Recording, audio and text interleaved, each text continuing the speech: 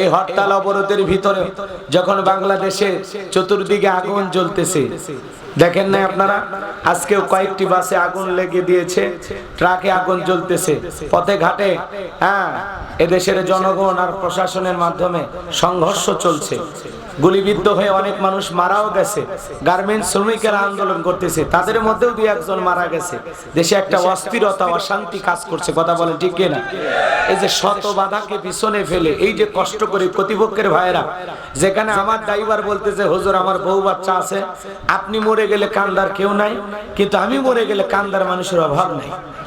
আমার চাইতে আমার ড্রাইভারের জনপ্রিয়তা বেশি, কথা কয় নাকি? রাগ করতেছেন নাকি? আমার বউ বাচ্চা আছে, ওরা নাকি কাঁদবে না, ওর বউ বাচ্চা বেশি। ও বলতেছে আমি এই অবরোধের মধ্যে দিনের বেলায় গাড়ি চালাইতে রাজি নাই।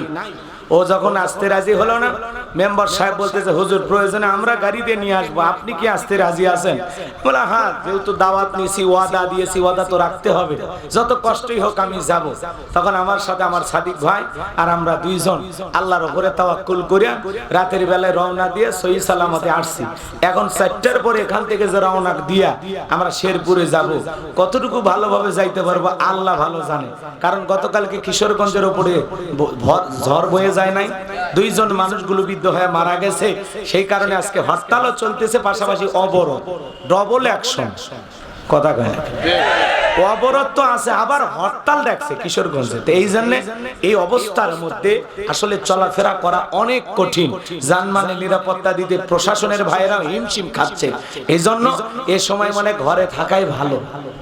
বাংলাদেশের ঐতিহ্যবাহী কিশোরগঞ্জ জেলার করিমগঞ্জ থানার অন্তর্গত দড়ি গাঙ্গাটিয়া দারুস সালাম আল ফাইজিয়া মাদ্রাসা ও যুব সমাজের উদ্যোগে আজকের প্রথম বার্ষিক তাফসীরুল কোরআন মাহফিলের সম্মানিত সুযোগ্য অনারেবল প্রেসিডেন্ট জনাব আলহাজ মোহাম্মদ দিলওয়ার হোসেন সাহেব, আল্লাহ পাক তার গোলামকে হায়াতে তৈয়বা সিহতে কুলিয়া দান করুন, সকলে বলুন আমিন।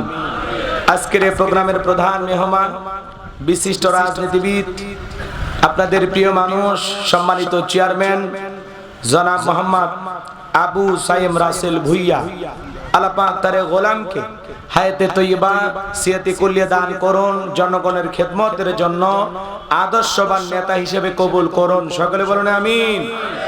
আজকের প্রোগ্রামের বিশেষ অতিথিবৃন্দ, আমন্ত্রিত ওলামা ইকরাম, বিশেষ মেহমান জনাব মোহাম্মদ মাহবুবুর রহমান মিলন, আল্লাহ পাক তার গোলামকে হায়াতে তৈয়বা সিহতে কুলিয়া দান করুন, সকলে বলুন আমিন।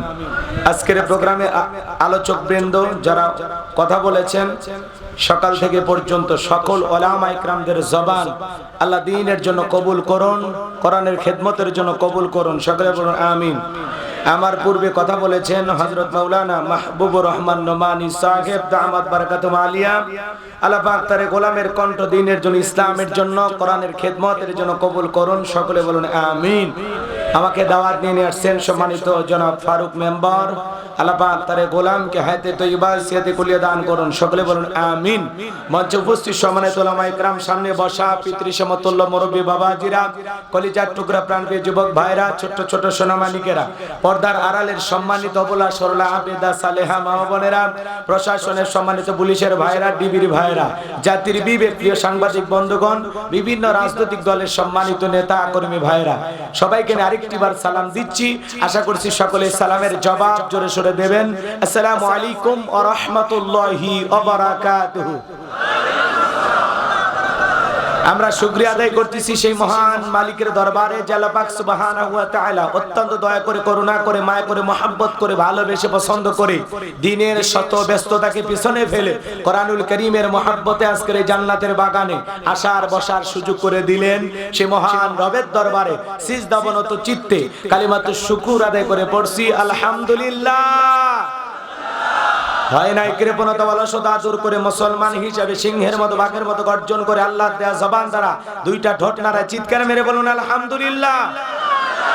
করুন রব্বানা লাকাল হামদ হামদান কাসীরান তাইয়িবান মুবারাকান ফি লক্ষ্য কোটি দরুদ ও সালাম মানবতার শ্রেষ্ঠ বন্ধু বিশ্বনবী বিশ্বনেতা যে নবী আইয়ামে জাহিলিয়াতের যুগে আগমন করে অসভ্য মানুষগুলোকে সভ্য বানিয়েছেন, অভদ্র মানুষগুলোকে ভদ্র বানিয়েছেন, কোরআন নামের সংবিধান দিয়া কোরআনের রাজ কায়েম কইরা সোনালী যুগ উপহার দিয়ে মদিনার পাক ভূমিতে শায়িত আছেন।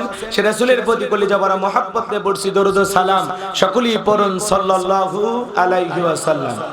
সম্মানিত ভাইরা, আজকের প্রোগ্রামে আসতে পেরে বসতে পেরে আপনারা খুশি না বেজার? এই হরতাল অবরোধের ভিতরে যখন বাংলাদেশে চতুর্দিকে আগুন জ্বলতেছে, দেখেন না আপনারা, আজকেও কয়েকটি বাসে আগুন লেগে দিয়েছে, ট্রাকে আগুন জ্বলতেছে, পথে ঘাটে এদেশের জনগণ আর প্রশাসনের মাধ্যমে সংঘর্ষ চলছে। গুলিবিদ্ধ হয়ে অনেক মানুষ মারাও গেছে। গার্মেন্টস শ্রমিকেরা আন্দোলন করতেছে, তাদের মধ্যেও দুই একজন মারা গেছে।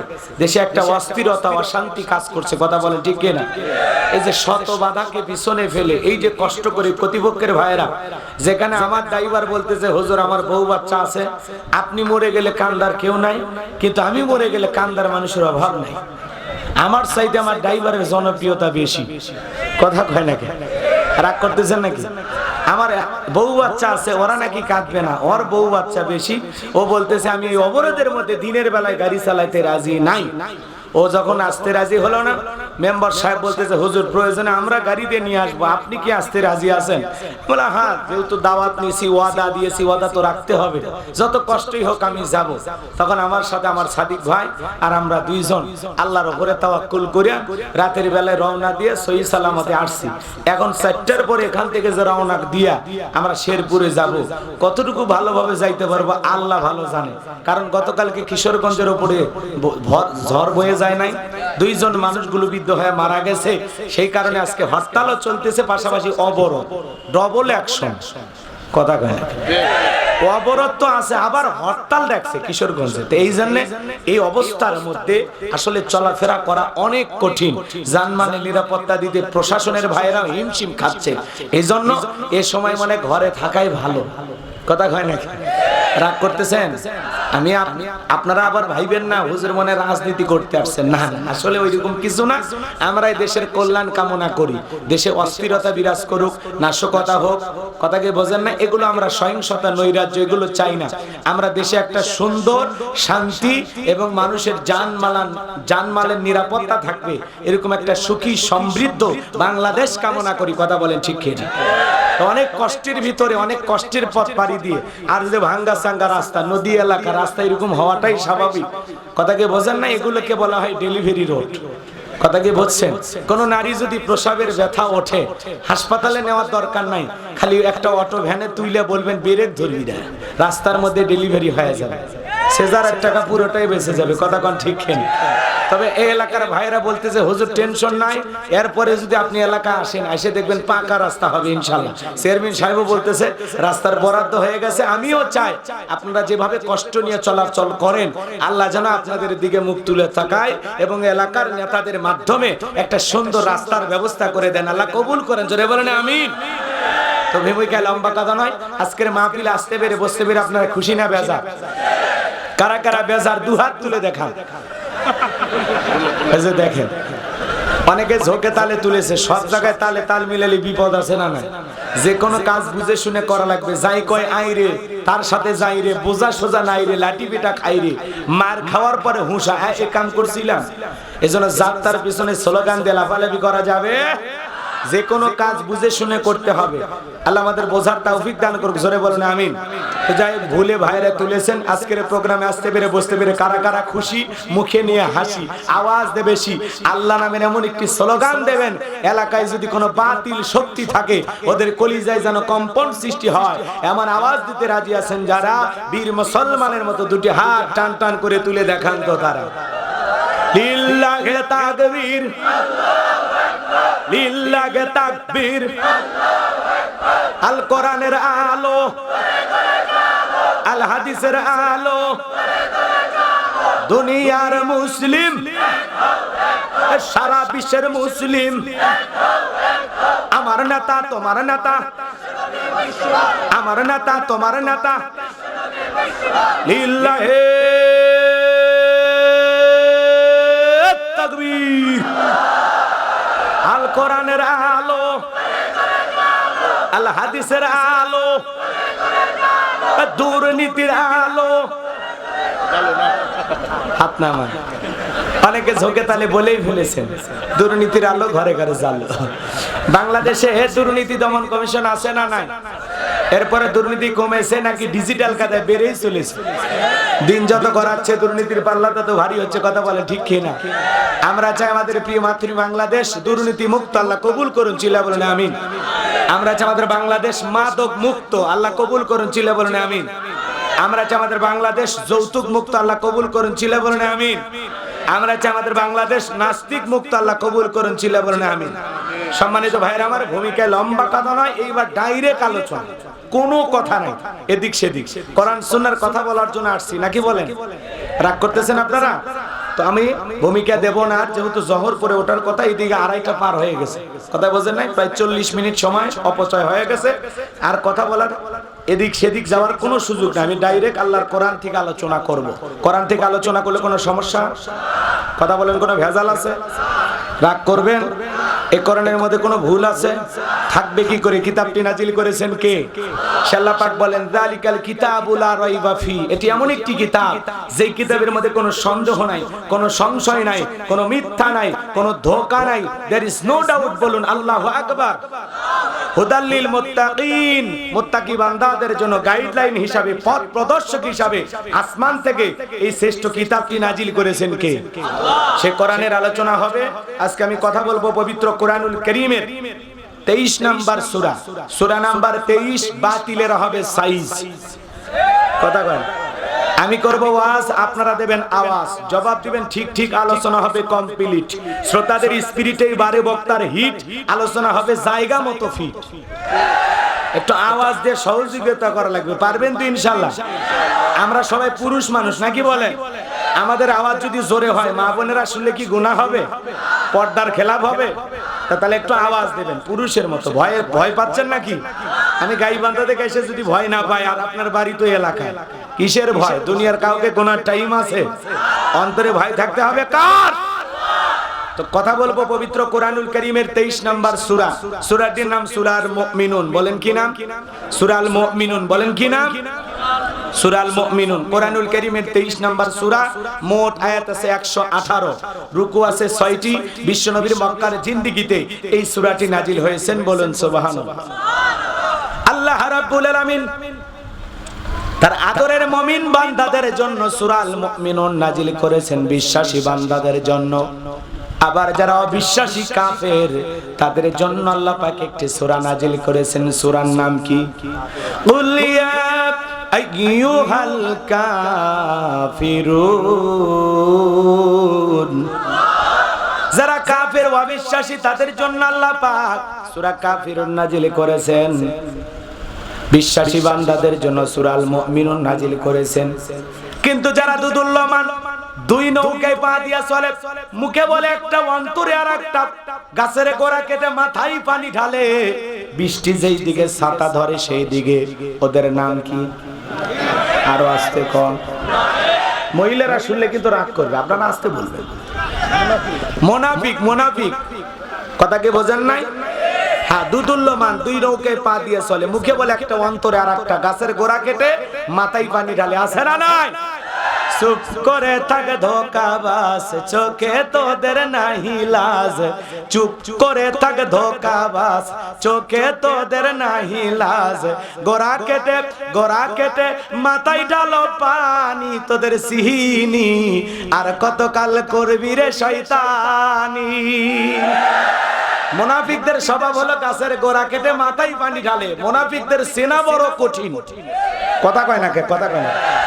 মনে রাখবেন, কাফিরদের ভিতর থেকে মুনাফিকের জন্ম হয় না, বৌদ্ধদের ভিতর থেকে মুনাফিকের জন্ম হয় না, খ্রিস্টানদের ভিতর থেকে মুনাফিকের জন্ম হয় না, অমুসলিমদের ভিতর থেকে মুনাফিকের জন্ম হয় না।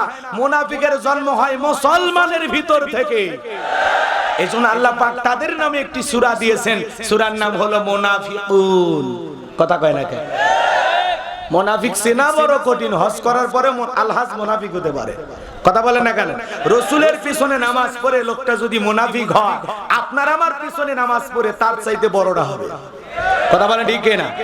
মুনাফিকেরা নিজের রাস্তা নিজের পথ ক্লিয়ার করার জন্য নিজের হাতে মার্ডার করে, নিজের হাতে হত্যা করে, আবার সকালবেলা ওই লাশের উপরে ফুলের মালা দিয়া শোক প্রকাশ করে পড়ে বড় ভালো লোক ছিল। তো ভালো লোক ছিল তো মারলি কেন? শয়তান। কথা কয় না কেন? হ্যাঁ, মুনাফিকদের ক্যারেক্টার বোঝা খুব কঠিন। ওরা দিনের বেলায় হিরো, রাতের বেলায় ভিলেন। কথাই বোঝেন? আমার ভাষা কি আপনারা বোঝেন? হ্যাঁ, ওয়াজ হওয়া লাগবে ওয়াজের মতো, বাস্তবতার আলোকে, প্রেক্ষাপটের আলোকে। খালি কান ধরে টান মারলে হবে না। হরিণ একটা বান্দা ছিল গাছেরই তলায়। কথা বোঝেন না? ওয়াজও করা লাগবে, ওয়াশও করা লাগবে, পাবলিকও বুঝায় দেওয়া লাগবে। এজন্য চোখ কান খোলা রাখবেন। কিছু আজ প্যান্ডেলে, কিছু আজ অ্যাঙ্গেলে। জ্ঞানী লোকের জন্য ইশারায় যথেষ্ট। হ্যাঁ, যুবকেরা এই যে খেলা, এই যে এরকম মারা কি খেলা ওইটা? হ্যাঁ, ক্যারাম বোর্ড। এদিকে খেয়াল করে, ক্যারাম বোর্ড না? আচ্ছা, এই যে মনে হচ্ছে যে এই পকেটে গুটি ফেলাবে, কিন্তু অ্যাঙ্গেলে মার দেয়, এই পকেটে পড়ে যায়। দেখছো না তোমরা? এইরকম অ্যাঙ্গেলে মার হবে, চোখ কান খোলা রাখবা। চলো আমরা আলোচনা শুরু করি। আল্লাহ কবুল করেন। জোরে বলেন আমিন। তাহলে আজকে আমি মুনাফিকদেরকে নিয়ে আলোচনা করব না। মুনাফিকদের চরিত্র উন্মোচন করলে এখনই অনেক মানুষের তিতে লাগবে, যেহেতু সূরা আল মুনাফিকুন আলোচনা করা যাচ্ছে না। তা আমি মুনাফিকদেরকে নিয়ে আলোচনা করব না। আমি কাফিরদেরকে নিয়ে আলোচনা করব না। আমি আলোচনা করব আল্লাহর ভিআইপি মুমিন বান্দাদেরকে নিয়ে। বলুন সুবহানাল্লাহ। আজকে কথা বলবো সূরা আল মুমিনুন থেকে। চলুন আমার সাথে সবাই পড়ুন। আউযু বিল্লাহি মিনাশ শাইতানির রাজিম। বিসমিল্লাহির রাহমানির রহিম। বিতাড়িত মোর্দার শয়তানের কাছ থেকে আল্লাহ পাকের কাছে আশ্রয় প্রার্থনা চাচ্ছি। পরম করুণাময় অসীম দয়ালু আল্লাহ তাআলা নামে শুরু করছি। আমরা যে কোনো কাজ শুরু করব কার নামে? আল্লাহর নামে কাজ শুরু করলে বরকত আছে না নাই? বিসমিল্লাহর একটা পাওয়ার আছে না নাই? কোরআনুল কারীমের 113টি সূরার শুরুতে আল্লাহ বিসমিল্লাহ দিলেন। একটি সূরার শুরুতে দিলেন না, আরেকটা সূরাতে আল্লাহ ডাবল দিয়া 114টা বিসমিল্লাহ মিল করে দিয়েছেন। বিসমিল্লাহর ভিতরে 19টি অক্ষর আছে। বলেন তো বিসমিল্লাহর শান মান মর্যাদা আছে না নাই? বিসমিল্লাহর পাওয়ার বা ফজিলত বুঝাইতে গিয়ে যদি 2 মিনিট একটা কথা বলি, আপনারা যেন রাগ করেন না। বলবো কি? আমার ভাইয়েরা মনোযোগ দিয়ে কথাগুলো শুনবেন। এরকম একটা দ্বীনি মজলিসে আল্লাহর এক বুজুর্গ গোলাম আলোচনা করতেছেন। মহিলা প্যান্ডেল আপনাদের এখানে আছে না নাই? ওই মহিলা প্যান্ডেলে একটা অমুসলিম হিন্দু মেয়ে চিন্তা করতেছে, দেখি তো একটু মুসলমানদের দ্বীনি মাহফিলে যায় বসে তারা কি আলোচনা করে। শোনার আগ্রহ নিয়া কোরআন শোনার জন্য আল্লাহর বান্দি অমুসলিম মেয়েটা যখন মুসলমানদের মহিলা প্যান্ডেলের ভিতরে বৈশা আলোচনা শুনতেছিল, আল্লাহর সেই বুজুর্গ গোলাম দ্বীনের দায়ী আলেম বান্দা আলোচনা করতেছেন। কুল হুয়াল্লাহু আহাদ। হে নবী আপনি বলুন আল্লাহ এক, আল্লাহ অদ্বিতীয়। মেয়েটা তখন বুঝতে পারলো সৃষ্টিকর্তার নাম আল্লাহ। আল্লাহর সেই গোলাম আলোচনা করতে গিয়ে বললেন, ইন্নাদ-দীনা ইনদাল্লাহিল ইসলাম। আল্লাহর কাছে সবচাইতে শ্রেষ্ঠ ধর্মের নাম কি? আমার আল্লাহ বলেন, নিঃসন্দেহে আমি আল্লাহ পাকের কাছে একটি ধর্মই মনোনীত, সেই ধর্মের নাম কি? ইসলাম আছে যেখানে শান্তি আছে, ইসলাম আছে যেখানে সমাধান আছে। আজকে পৃথিবীতে অশান্তির আগুন দাউ দাউ করে জ্বলতেছে। এর পিছনে একটাই কারণ, পৃথিবীতে ইসলাম প্রতিষ্ঠিত করতে পারি নাই। যদি পৃথিবীতে ইসলাম প্রতিষ্ঠিত করতে পারতাম, তাহলে বলেন তো এইরকম অশান্তির আগুন দাবানলের মতো দাউ দাউ করে জ্বলতো? আজকে তাম পৃথিবীতে 1 ইঞ্চি মাটিতেও শান্তি নাই। জালেম বেঈমানদের লাগানো অশান্তির আগুনে দাউ দাউ করে পুরো পৃথিবী জ্বলছে। কথা বলেন ঠিক কি না? এই অশান্ত সমাজকে যদি শান্ত করতে চান, কোরআনের সমাজ কায়েম করতে হবে। একমাত্র কোরআনই পারে শান্তির সমাজ উপহার দিতে। এই কোরআন শুধুমাত্র একটা ধর্মীয় কিতাব নয়, এটা মানব জাতির সংবিধান। কথা বলেন না কেন? ডক্টর কামালের বানানো সংবিধান নয়, এটা আল্লাহর পাঠানো সংবিধান। এটা মানলেই মুসলমানদের শান্তি মুক্তি। কথা বলেন ঠিক কি না? আজকে আমরা শুধু মুখে মুখে স্লোগান দেই ইসলাম শান্তির ধর্ম। অবস্থাটা কেমন হয়েছে জানেন? এক দোকানদারের এক কর্মচারী নাম হলো ইসলাম, আর ওই দোকানদারের একটা মেয়ে ছিল নাম হলো শান্তি। কথা বোঝেন? তো এই ছেলে কর্মচারী ইসলাম সুযোগ পাইলে শান্তির সাথে টাঙ্কি মার ভাব জমানোর চেষ্টা করে, করতে করতে পিরিতি জৈমে একেবারে ক্ষীর। কথা কি বোঝেন? মানে কি, দোকানদারের মেয়ের সাথে ওই দোকানের কর্মচারী ইসলামের প্রেম হয়ে গেছে। কথা কি বুঝতে পারছেন? তো কিছুদিন প্রেম চলতে গিয়ে দোকানদার টের পাইছে আমার দোকানে 2 টাকার কর্মচারী ইসলাম, আমার মেয়ে শান্তির সাথে প্রেম করে, এটা তো মেনে নেওয়া যায় না। তখন ইসলামকে ডাক দিলে, এদিক শোন, আমার মেয়ের সাথে তোর প্রেম। কথা কয় না কেন? কয় আকাশের চন্দ্র আর সূর্য যেমন এক হতে পারে না, তেলে আর পানিতে যেমন মিশতে পারে না, তুই চাকর আর আমি তোর মালিক, আমার মেয়ের সাথে তোর প্রেমের সম্পর্ক আমি কোনোদিন মেনে নিতে পারবো না, যা দূর হয়ে যা আমার দোকান। এইবার যখন ইসলামকে ভালোবাসার অপরাধে, প্রেমের অপরাধে তারাইয়া দিল, এইবার ইসলাম মনে করেন কিশোরগঞ্জ বা করিমগঞ্জ বাস স্ট্যান্ডে যাইয়া শান্তির কাছে মোবাইল, হ্যালো জান, তোমাকে ভালোবাসার অপরাধে তোমার বাবা আমার চাকরিও খাইলো, আমাকে দূর করে তারাইয়া দিল, আজকে তোমাকে ভালোবাসার পরীক্ষা দিতে হবে, যদি তুমি সত্যি আমাকে ভালোবাসো গাট্টি গুট্টি গোছায়া এই মুহূর্তে কিশোরগঞ্জ বাস স্ট্যান্ডে চলে আসো, আমি তোমাকে নিয়ে ভালোবাসার একটা ঘর বাঁধতে চাই। এইবার শান্তি ভালোবাসার টানে ইসলামের হাত ধরে ঘর ছেড়ে চলে গেল। সকালবেলা দোকানদার টের পায় নাই, দুপুর বেলাও টের পায় নাই, সন্ধ্যা বেলায় দেখে ঘরে শান্তি নাই, দোকানেও শান্তি নাই, আশেপাশে খোঁজে শান্তি নাই, শান্তি নাই, মাথায় টেনশন নিয়ে দোকানদার বসে আছে। তখন বলতেছে, ভাই দোকানদার, দেখে মনে হয় টেনশনে আছেন, ব্যাপারটা কি? কয় আমার মেয়ে শান্তি নাই। কয় আপনার মেয়ে শান্তি নাই মানে? বলতেছে আমার মেয়ে শান্তি নাই। কয় শান্তির কথা বলার আগে বলো তোমার দোকানের কর্মচারী ইসলাম কথা। আমার মেয়েকে ভালোবাসার অপরাধে আমি ইসলামকে তারাইয়া দিয়েছি।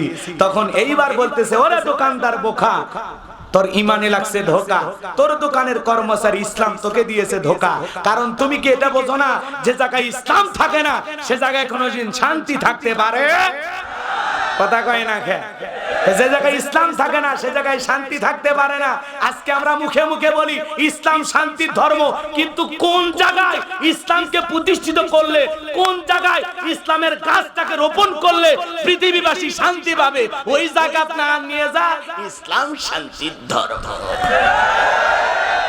জায়গা মতো ইসলামকে নিয়ে যা দাঁড় করে দেওয়া লাগবে, তাহলে শান্তির সুবাতাস পৃথিবীবাসী পাবে। কথা কি বোঝা গেছে?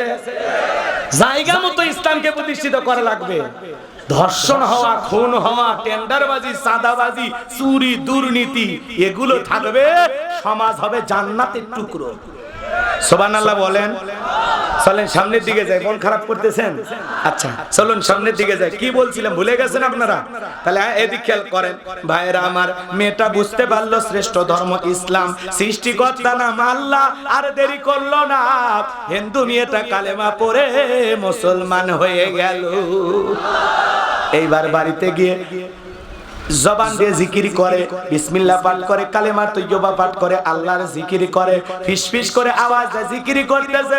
হঠাৎ করে মেয়েটার মা বুঝতে পেরে জিজ্ঞাসা করে, মা জবান দিয়ে কি জানো বললি? আমি বুঝতে পারলাম না।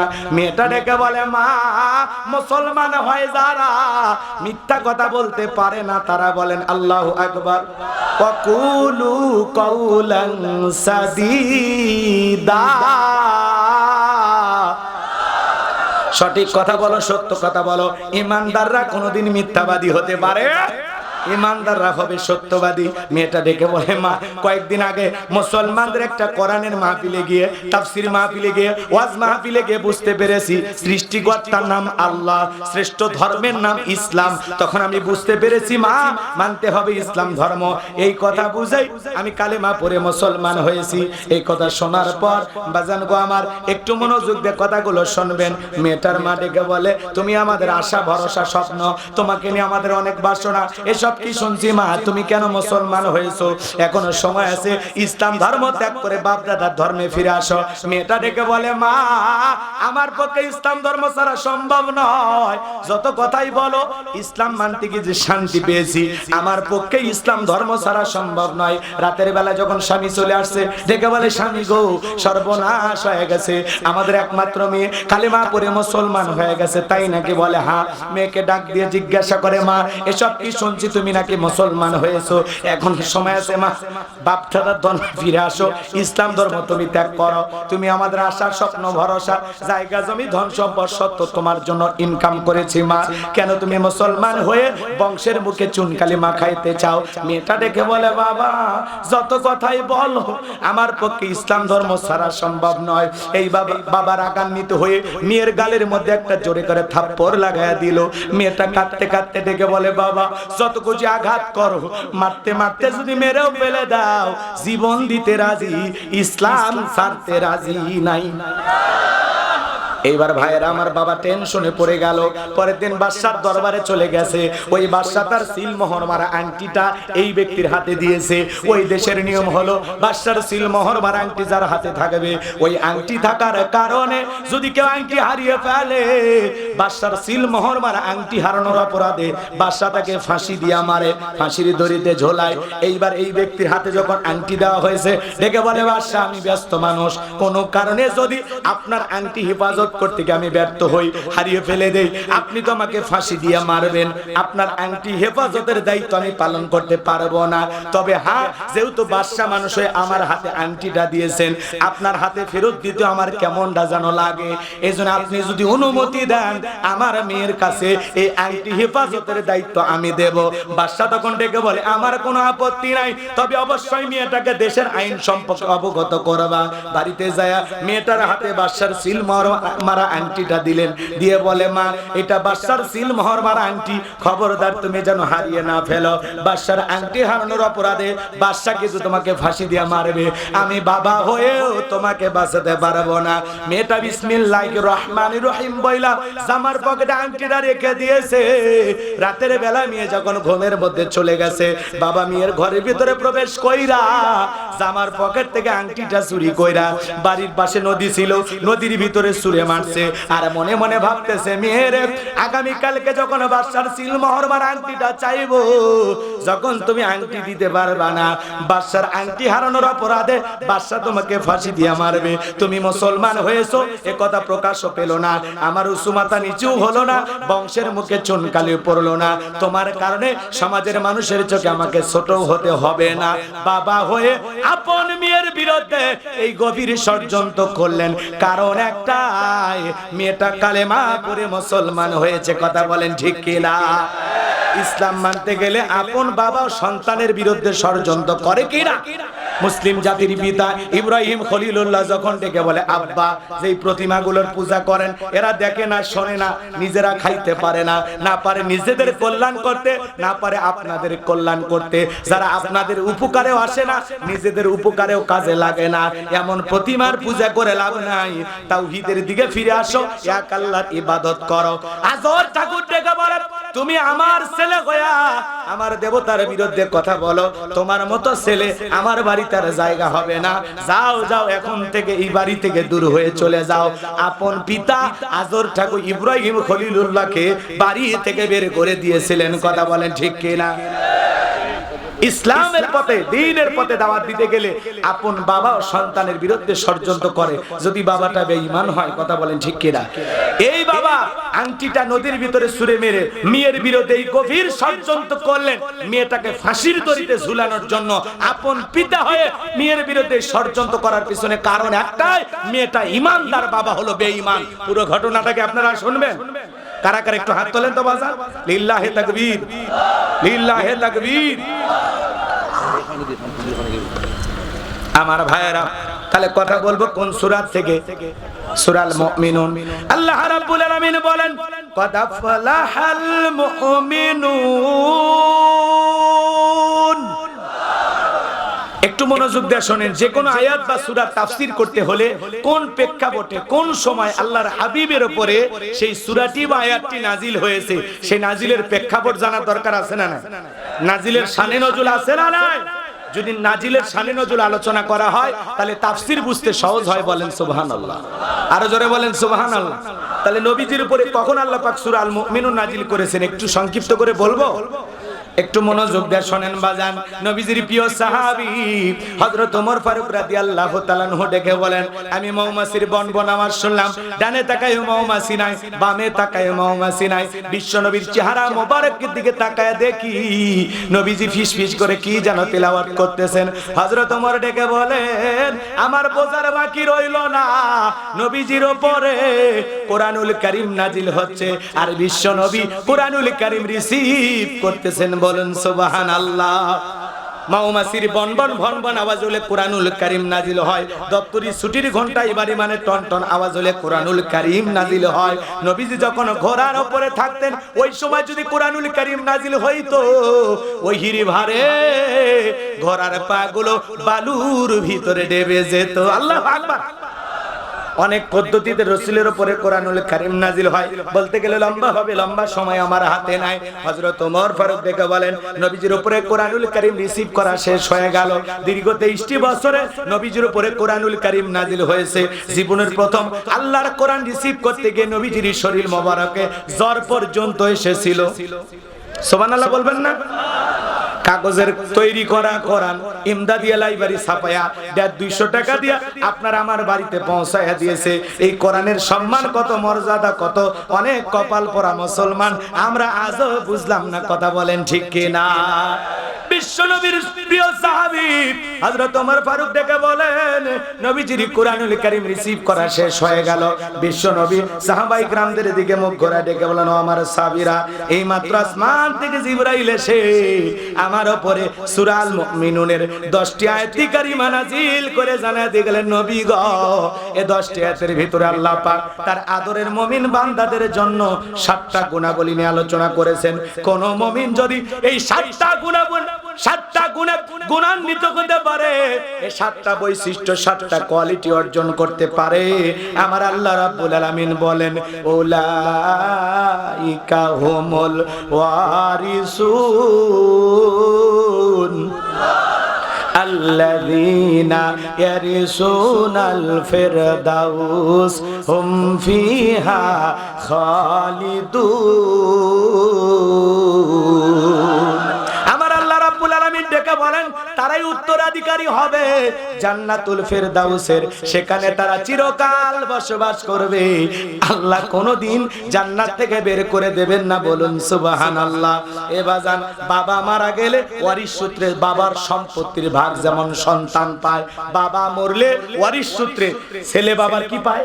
সম্পত্তির ভাগ পায়। কোন মুমিন যদি এই 7টা গুণাবলী অর্জন করে 7টা গুণে গুণান্বিত হয়ে কবরে যাইতে পারে, আমার আল্লাহ পাক তাকে জান্নাতুল ফিরদাউসের ওয়ারিশ বানায়া দিবে, উত্তরাধিকারী বানায়া দিবে। ওই ব্যক্তির নামে জান্নাতুল ফিরদাউসের ভিতরে জায়গা বরাদ্দ থাকবে। বলুন সুবহানাল্লাহ। কারা কারা জান্নাতে যেতে চান দুই হাত তুলে আল্লাহকে একবার দেখান। আল্লাহ আমাদের সবাইকে জান্নাতুল ফিরদাউসের মেহমান হিসেবে কবুল করুন। সকলে বলেন আমিন। তাহলে জান্নাতে যেতে হলে গুণাবলী কয়টি? 7টা। জোরে বলেন কয়টি? এই 7টি গুণাবলী যদি অর্জন করতে পারেন, 7টা গুণে নিজেকে যদি সাজাইতে পারেন, জান্নাতুল ফিরদাউসের উত্তরাধিকারী ওয়ারিশ আল্লাহ আপনাকে আমাকে বানায় দিবেন। বলুন সুবহানাল্লাহ। তাহলে আপনার আমার টার্গেট জান্নাত না জাহান্নাম? আমরা সবাই জান্নাতে যেতে চাই, আল্লাহ কবুল করেন। জোরে বলেন আমিন। তাহলে গুণাবলী কয়টি? 7টি। জোরে বলেন কয়টি? এই 7টা গুণাবলী আমরা আজকে ধারাবাহিকভাবে আলোচনা করব ইনশাআল্লাহ। একটু শোনেন, খুব মনোযোগ দিয়ে শোনেন বাজান গো আমার। আল্লাহ তাআলা আমাদেরকে এত ভালোবাসেন, এত ভালোবাসেন। আল্লাহ প্রথমে আপনাকে আমাকে ভালোবেসে মুসলমানের ঘরে জন্ম দিয়া জান্নাতের রাস্তাটা একটু আগায় দিয়েছে। সুবহানাল্লাহ বলেন। পারতো না আল্লাহ মুসলিমের ঘরে পাঠাইতে? তাহলে মুসলমানের ঘরে পাঠাইয়া আল্লাহ জান্নাতের রাস্তা একটু আগায় দিয়েছে। সুবহানাল্লাহ বলেন। এরপরে পৃথিবীর শ্রেষ্ঠ ধর্ম ইসলাম ধর্মের মানুষ বানায়া জান্নাতের রাস্তা আল্লাহ আরেকটু আগায় দিয়েছে। এরপরে বিশ্ব নবী আখিরি নবীর প্রিয় উম্মত বানায়া, আখিরি নবীর আখিরি উম্মত বানায়া পৃথিবীর শ্রেষ্ঠ পয়গম্বরের উম্মত বানায়া আপনাকে আমাকে জান্নাতের রাস্তাটা আরেকটু আগায় দিয়েছে। এরপরে পৃথিবীর শ্রেষ্ঠ কিতাব কুরআনুল কারীম দান করে আপনাকে আমাকে জান্নাতের রাস্তাটা আল্লাহ আরেকটু আগায় দিয়েছে। এখন একটু আমল করলেই জান্নাত, অল্প আমলেই নাজাত মিলবে, কথা বলেন ঠিক কিনা? কিন্তু সেই আমলটা হলে নির্ভুল, সহি শুদ্ধ, সুন্দর, খাঁটি, ভেজাল মুক্ত, শিরিক মুক্ত, কথা বলেন শিরিক মুক্ত, বেদাত মুক্ত, কথা বলেন ঠিক কিনা? এবার চলুন এদিক খেয়াল করেন, একটু আমল করলেই জান্নাত। সুবহানাল্লাহ বলেন। আমার ভাইরা, মুমিনদের 7টা গুণাবলী নিয়ে আল্লাহ পাক আলোচনা করেছেন। আল্লাহ রাব্বুল আলামিন বলেন কদ ফালাহাল মুমিনুন। আমার আল্লাহ দেখে বলেন অবশ্যই মুমিনেরা সফল হয়েছে, অলরেডি মুমিনেরা সফল হয়েছে। সফল হয়েছে তারা ঈমান এনেছে যারা, ঈমানদার ছাড়া সফল হওয়া যায়? কথা বলেন না কেন? রাগ কইরেন না। ঈমান আছে যার, আল্লাহর কাছে দাম আছে তার।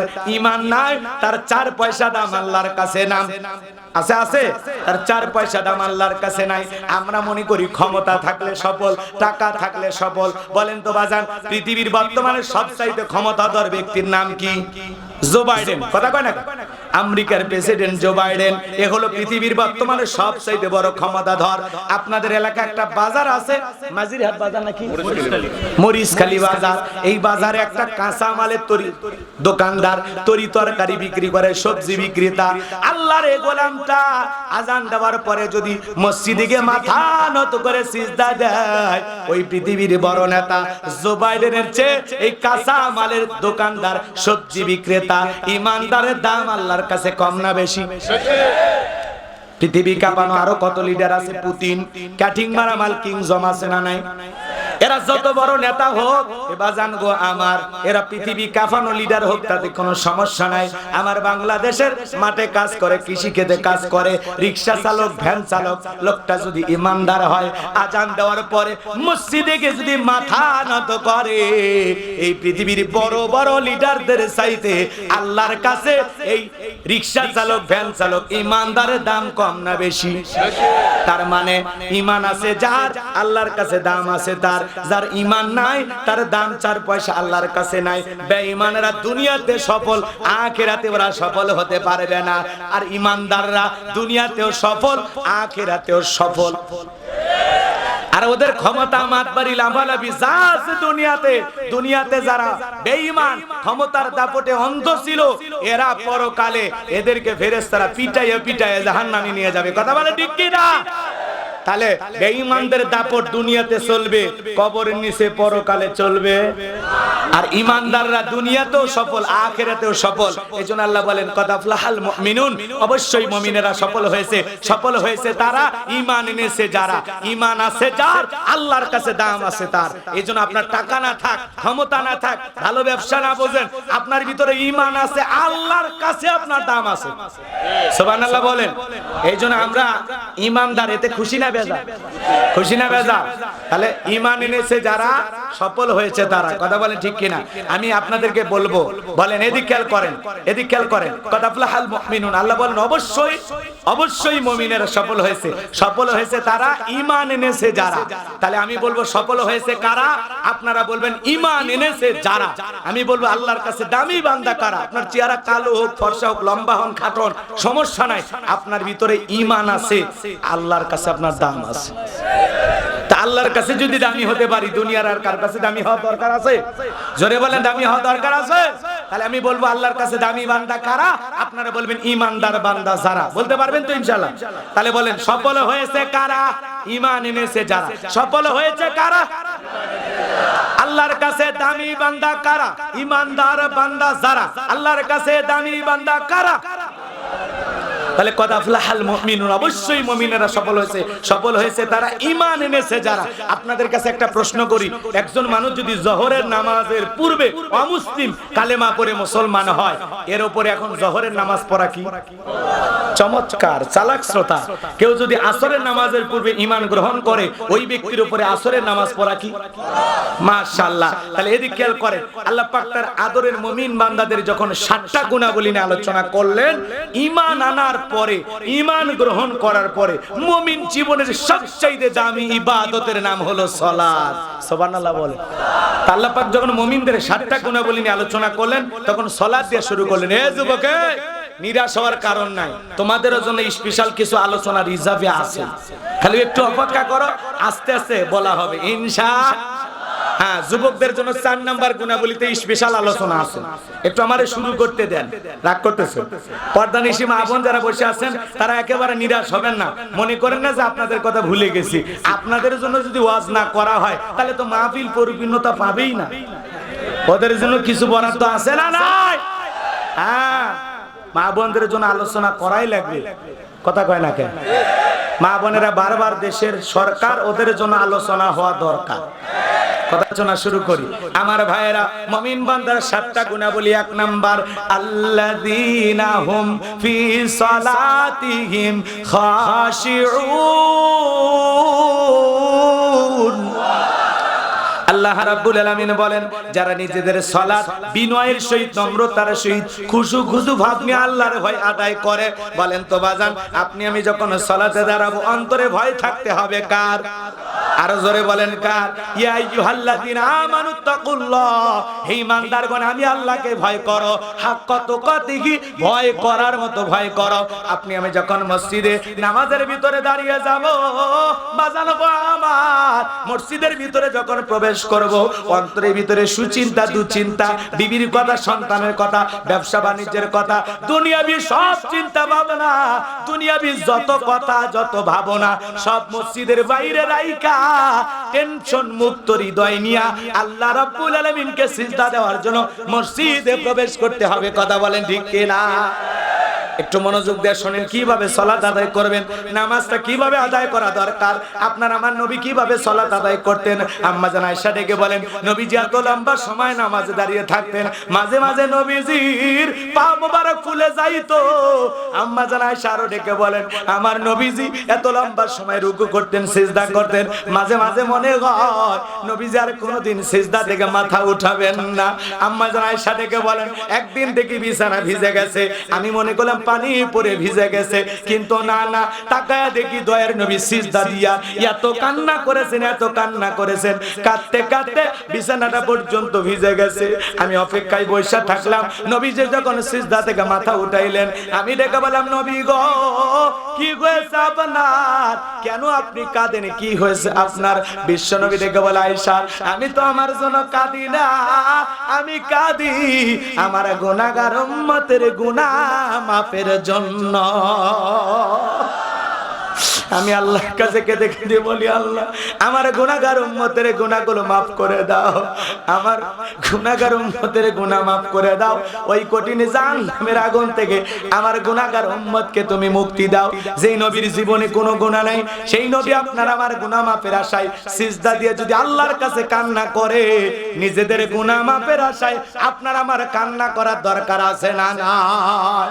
এ যুবক একটু মনোযোগ দিয়ে শুনেন, এই জন্য রাতের বেলায় সিজদা দিয়ে কান্না করতে হবে। ওয়াল্লাযীনা ইয়াবিতুনা লিরাব্বিহিম সুজদাও ওয়া কিয়ামা। আরো জোরে বলেন আল্লাহু আকবার। আল্লাহ রাব্বুল আলামিন দেখে বলেন, যারা রাত্রি জাগরণ করে আমি আল্লাহকে সিজদা দেয়, আমি আল্লাহর জন্য দণ্ডায়মান থাকে। ও কিশোরগঞ্জের মুসলমানেরা, যারা রাত্রি জাগরণ করে আল্লাহকে সিজদা দেয়, ভালো করে বোঝার চেষ্টা করবেন। 5 ওয়াক্ত নামাজ এইটা তো ডিউটি পালন করাই লাগবে, কিন্তু রাতের 1টা 2টা 3টার দিকে উঠা বিবির ভালোবাসা ত্যাগ কইরা, আরামের ঘুম ত্যাগ কইরা, ঠান্ডা পানি দিয়ে ওযু বানায়া আল্লাহর যে বান্দা ওই নিরালায় নিবৃত্তিতে, ভালো করে বোঝেন, রাতের 2টা 3টার দিকে উঠা ওযু বানায় যায় নামাজে দাঁড়ায় গেল। এই নামাজ দুনিয়ার কাউকে খুশি করার জন্য নয়, কাউকে দেখানোর জন্য নয়, এই নামাজ কেবল মাত্র আল্লাহকে পাওয়ার জন্য, আল্লাহকে রাজি খুশি করার জন্য। কথা বলেন ঠিক কি না? ওই গভীর রাতের নামাজ বড় মহব্বতের নামাজ, ভালোবাসার নামাজ। ওইটা মুমিনের অন্তরকে প্রশস্ত করে দেয়, আলাদা ভালো লাগা কাজ করে, তৃপ্তি অনুভূতি কাজ করে, আল্লাহর সাথে গভীর প্রেমের সম্পর্ক পয়দা করে দেয়। কথা কয় না, কথা কয়। গভীর রাতের নামাজ পড়লে আল্লাহর নিকটতম বান্দা হওয়া যায়। তাহাজ্জুদের সালাত আদায় করে যারা, দেখবেন তাদের ভিতরে কোনো পেরেশানি নাই, দুনিয়াবি কোনো চিন্তা নাই, দুনিয়াবি কোনো লোভ লালসা নাই। আল্লাহর যে বান্দা গভীর রাতে আল্লাহর সাথে প্রেম করতে পারবে, এই প্রেম করলে জীবনে সফলতা ব্যর্থতা নাই। যুবকরে, প্রেম যদি করা লাগে দুনিয়ার মেয়ের সাথে নয়, প্রেম করতে হবে কার সাথে? কথা কয় না কেন? তাহলে রাত্রি জাগরণ করে আল্লাহকে সিজদা দিতে হবে, আল্লাহর জন্য দণ্ডায়মান থাকতে হবে। যুবকেরা রাত জাগে, তবে আল্লাহকে সিজদা দিয়া নয়, ওরা রাত জাগে ইউটিউব ইন্টারনেট ঘাটাঘাটি কইরা, ইমো মেসেঞ্জারে বান্ধবীর সাথে কথা বইলা। এ আছে আছে, আপনাদের এলাকায় নাই? সারা রাত ইমো মেসেঞ্জারে কথা বইলা, হ্যালো জান, খাইছো, ঘুমাইছো, কি খাইছে, পটল দিয়ে না ভর্তা দিয়া না নদীর মাছ দিয়া? বাপ রে বাপ, মনে হয় জীবনের সব দায়িত্ব এখনই নিয়েছে, বিয়েই করেনি। এরকম পোলাপান আছে। ওদের ওয়াজ বললাম না, একটু পরে শুরু করতেছি, রাগ করে না যুবক, মন খারাপ করতেছেন আপনারা? হ্যাঁ যুবক, তোমরা একটু আওয়াজ দাও। সারা রাত জায়গায় ইমো মেসেঞ্জারে কথা বইলা, ফজরের আজান হয় যখন, ওই হাইব্রিড যুবক ঘুমাইতে যায় তখন ফজরের নামাজ পড়ে না। এ যুবক, এই যে ঘুমের মধ্যে চলে গেলা, এই ঘুম ভাঙলে সকাল, না ভাঙলে পরকাল। তোমার মতো কত যুবক ঘুমের মধ্যে চলে গেল, ঘুম থেকে আর জাগ্রত হতে পারলো? নামাজ কাজা করে ঘুমাইলা। যুবক, সারা রাত বান্ধবীর সাথে কথা বলার সময় পাও, আল্লাহর সিজদা দেওয়ার সময় পায় না। কপাল পরে আছে না না? যুবক, এই ঘুম যদি না ভাঙে, অবস্থা ভালো না খারাপ? অবস্থা ভালো না খারাপ? কেমন করে ঘুমাও তুমি ও কিশোরগঞ্জের যুবকেরা, কেমন করে ঘুমাও তুমি ফজর করে কাজা? এমন তো হতে পারে ও তোমার জহরে জানাজা, এমন তো হতে পারে ও তোমার জহরে জানাজা। কথা বলে ঠিক কি না? তাহলে প্রেম যদি করা লাগে আল্লাহর সাথে করব, দুনিয়ার মেয়ের সাথে না। যুবক, তোদের জন্য পরে বলতেছে, সামনের দিকে যায়। তাহলে রাত্রি জাগরণ করে সিজদা দিব কাকে? সিজদা দিয়া চোখের পানি ছেড়ে দিয়া আল্লাহর কাছে কেঁদে কেঁদে বলবো, আল্লাহ রব্বানা সরিফান্না আযাবা জাহান্নাম ইন্না আযাবাহা কানা গরামা। হে আমাদের রব, হে আমাদের মালিক, ওই কঠিন জাহান্নামের আগুন থেকে আমাদের মুক্তি দাও। যেই জাহান্নামের আযাব আর শাস্তি বিনাশ আর ধ্বংস ছাড়া কিছুই নয়। ওই জাহান্নামের আযাব আমরা সহ্য করতে পারবো না। জাহান্নাম সুখের জায়গা না, ওইটা হলো যন্ত্রণার কারখানা। আল্লাহ রাব্বুল আলামিন বলেন, ইন্নাহা সাআত মুস্তাকাররাও ওয়া মুকামা। নিশ্চয় আবাসস্থল হিসাবে, বসতির জায়গা হিসাবে ওই জাহান্নাম কত না নিকৃষ্টতম একটা স্থান। জাহান্নাম সুখের জায়গা না, ওইটা হলো যন্ত্রণার কারখানা।